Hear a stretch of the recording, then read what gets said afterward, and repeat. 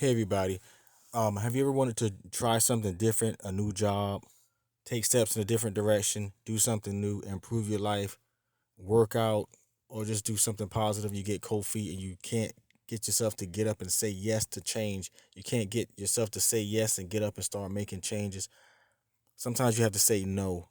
Say no to failure. Say no to mediocrity. Say no to watching videos all day. Say no to watching TV all day or eating junk you shouldn't be eating.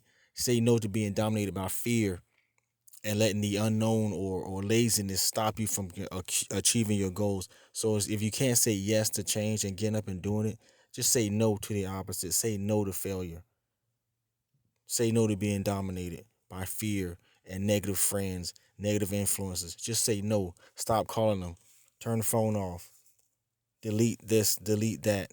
Let's just start saying no. Thanks for listening. Be blessed.